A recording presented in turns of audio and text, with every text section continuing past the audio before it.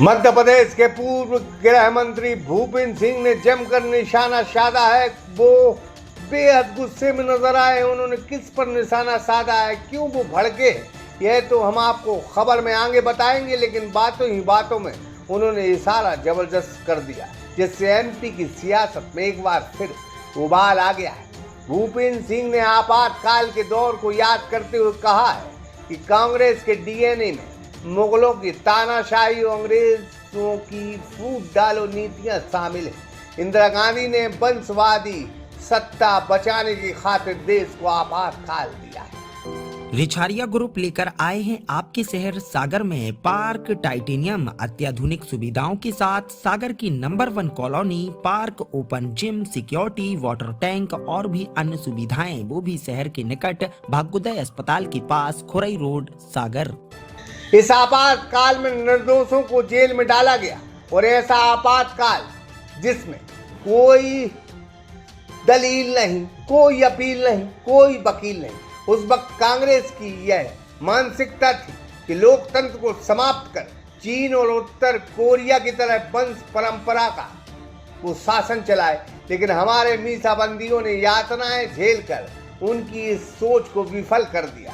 आज जो राहुल गांधी संविधान की किताब लिए घूमते हैं और जिस पुस्तक को वो बार बार दिखाते हैं, उस संविधान में आपातकाल के दौरान कांग्रेस की सरकार ने 42 बार संशोधन किए थे। न्यायालय के दायरे सीमित कर दिए गए थे। मीसाबंदियों की जमानत नहीं होती थी। क्या दौर था जो मीसाबंदियों ने सहा।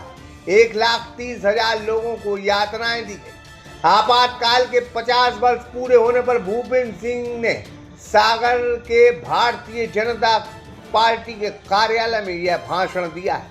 उनके बयान के बाद अब मध्य प्रदेश में सियासत तेज हो गई। आपातकाल इस देश में लोकतंत्र के इतिहास का एक काला अध्याय था। आपातकाल लोकतंत्र के इस इतिहास का ऐसा घिनौना षड्यंत्र था, कुर्सी बचाने के लिए, सत्ता बचाने के लिए, और एक तानाशाही, ऐसा तानाशाही भरा निर्णय था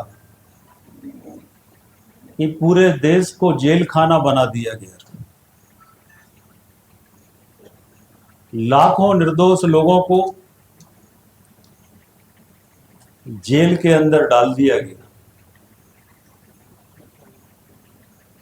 और कानून ऐसा बनाया कि आपको किसी अदालत से जमानत नहीं मिल सकती थी। आप किसी कोर्ट में नहीं जा सकते थे, किसी न्यायालय में नहीं जा सकते थे। तो देश के अंदर एक परिवार का जो वंशवाद था, परिवार का जो वंशवाद, और उसके साथ जब मैं वंशवाद की बात करता हूं तो संजय गांधी का भी ध्यान आता। उस समय संजय गांधी ने आपातकाल में देश के अंदर नसबंदी अभियान चलाया, और हम लोग सुनते थे, देखते थे कि गांव के अंदर लोग नसबंदी से बचने के लिए जंगलों में छुपे रहते थे। ऐसा काला अध्याय आप कौन किस जेल में, किसी को पता नहीं। परिवार के लोग मिल नहीं सकते।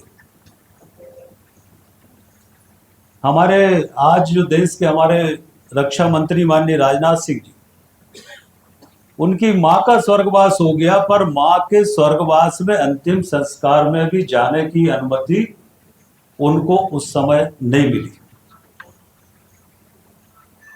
जेलों को नरक खाना बना दिया गया।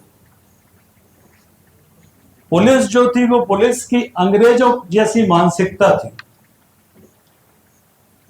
अंग्रेजों के समय भी जितने अत्याचार नहीं होते थे उतने अत्याचार पुलिस जनता के ऊपर कर रही थी।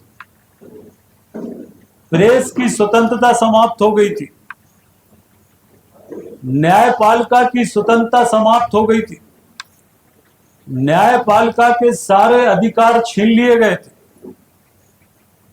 न प्रेस था, न न्यायपालिका थी। ऐसा हिटलरशाही, ये मानसिकता कांग्रेस की मानसिकता।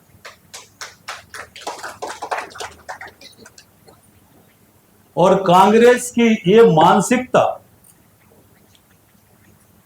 हमारा देश का युवा इस मानसिकता को समझे कि कांग्रेस सत्ता के लिए, वंशवाद के लिए, परिवारवाद के लिए, कुर्सी के लिए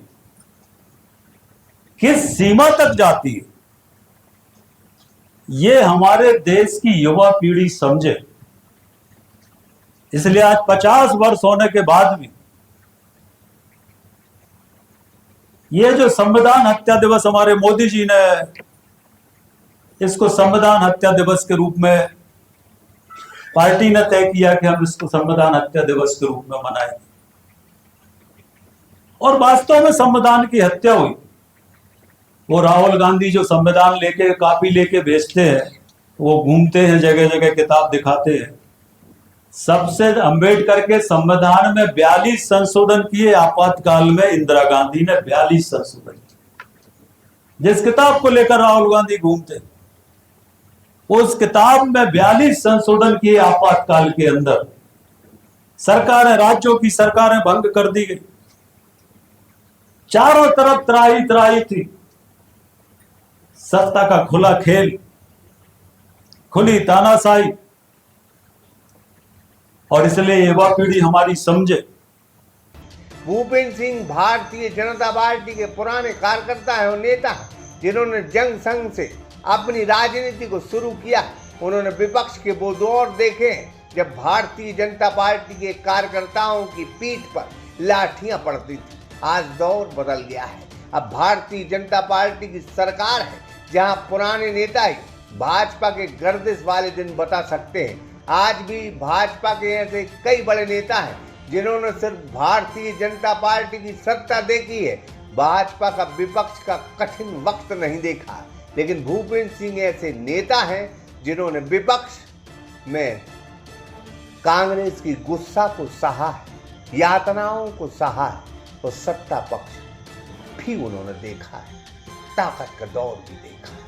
यानी दोनों पक्ष उन्होंने देखे। Sagar express news bureau report. Richhariya group लेकर आए हैं आपके शहर सागर में पार्क टाइटेनियम अत्याधुनिक सुविधाओं के साथ। सागर की number 1 colony, park, open gym, security, water tank और भी अन्य सुविधाएं, वो भी शहर के निकट भाग्योदय अस्पताल के पास, खुरई रोड, सागर।